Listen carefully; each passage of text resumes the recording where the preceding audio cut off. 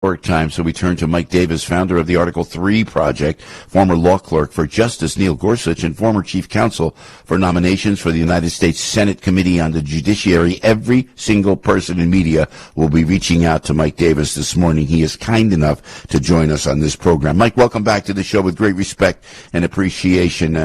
We do appreciate you taking the time, sir. Thank you for having me.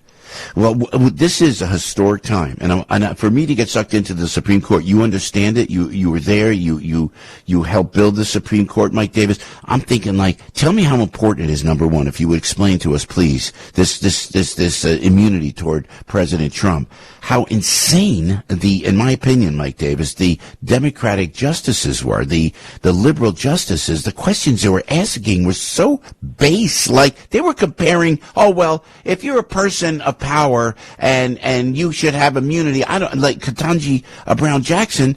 They're talking about the president of the United States. Mike Davis, walk us through this fiasco in the Supreme Court, sir, if you would. So this is one of the most important cases the Supreme Court of the United States will ever hear, because this is about the presidency and therefore the country. If a president of the United States, any president of the United States, does not have immunity from criminal prosecution for their official acts, not their personal acts, their official acts, then the successor will indict his predecessor and will become a third world Marxist hellhole, like Biden has done to Donald Trump. And you have to have, presidents have to be immune from criminal prosecution for their official acts so they can do their jobs as the president. It's the toughest job on the planet. I've worked in the White House. I've worked in the Supreme Court for Justice Gorsuch.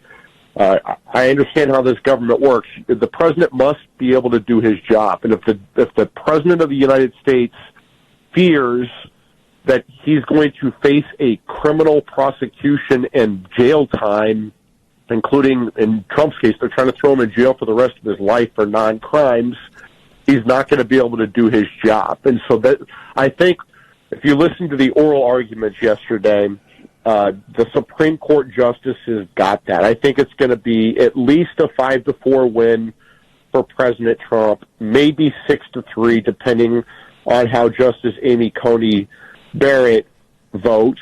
I think she's going to rule for Trump in some way, maybe not as far as the other 5, but I think President Trump is going to come out of this thing with a big win. And this is not just a big win for President Trump. This is a big win for the presidency, and it's a big win for our country.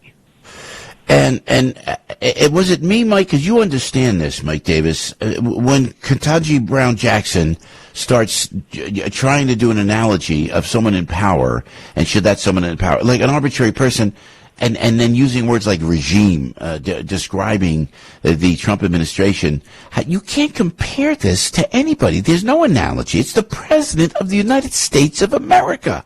And she seemed to... I was embarrassed, Mike, and I'm no legal expert.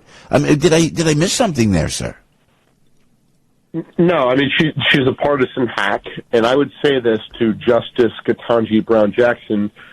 Members of Congress are immune from criminal prosecution for their official acts. So are federal judges. Why wouldn't the President of the United States also be immune? Amen. And I remember Justice Ketanji Brown Jackson, when she was on the D.C. District Court, she gave the most lenient sentences possible. 8 out of 8 times she gave the most lenient sentences possible to these monsters who trade child sex, rape, and torture videos, child pornography. She gave them the most lenient sentences 8 out of 8 times. And one of the defendants she gave the most lenient sentence possible to went out and reoffended and harmed a kid. So now does that mean the Trump 47 Justice Department can indict Justice Ketanji Brown Jackson for her going out of her way to coddle these child predators when they go on to hurt people? Does that mean that she could be charged now for her official acts because she let this predator out of prison and this predator hurt a kid? Can Can President Obama get charged for capital murder for his extrajudicial drone strike on 2 American citizens, including a minor? Could Judge David Barron, who was Obama's legal advisor at the time, also get charged? Can President Biden get charged for his illegal mass parole of 10 million illegal immigrants and their crimes that result? Can George W. Bush and Dick Cheney get charged for their reckless reliance at best on intel that led to the Iraq War? Where does this end?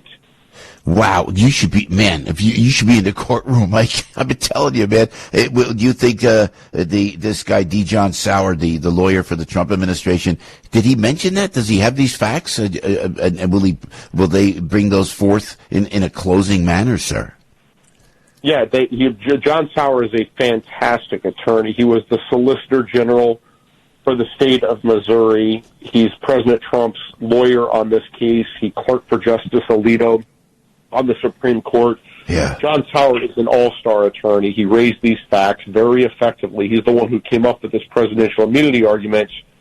And frankly, if it weren't for John Sauer raising this presidential immunity argument, President Trump would be in a D.C. courtroom right now in front of Jack Smith and D.C.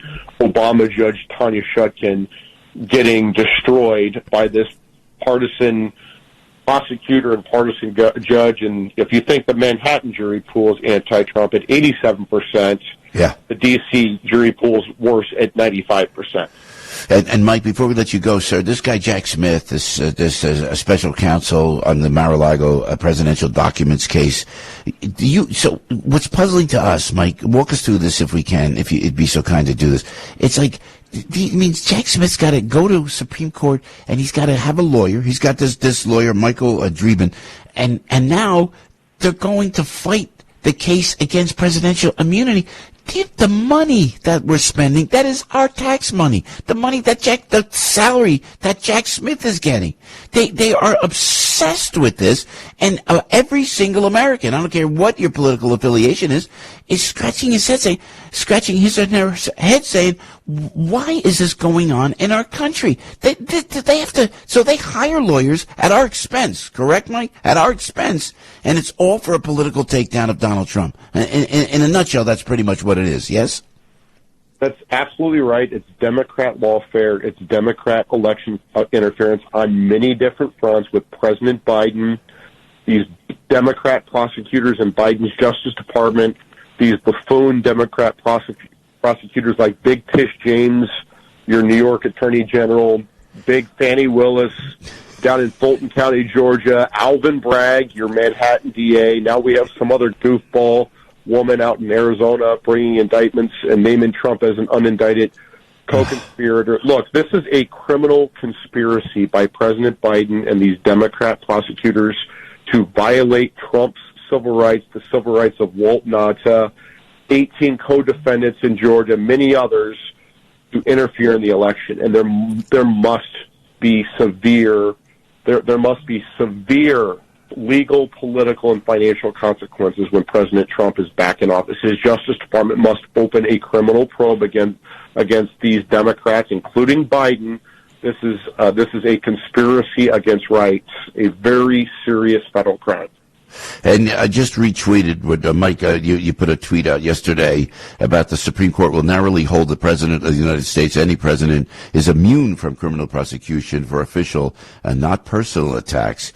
And you close it out by saying this will be a historic win for President Trump and the presidency, for the presidency in our country. So we just re-X that out. Mike, thank you so much for taking the time. We'll be watching you all day on television. All the very best. Keep the fight, and please come back anytime, sir. Thank you, sir. Thank you. Mike Davis right there, founder of the Article 3 Project. By the way, this is an objective overview. Oh, yes, it is. This is a political takedown like we have never seen. And it's scary in the United States of America in 2024.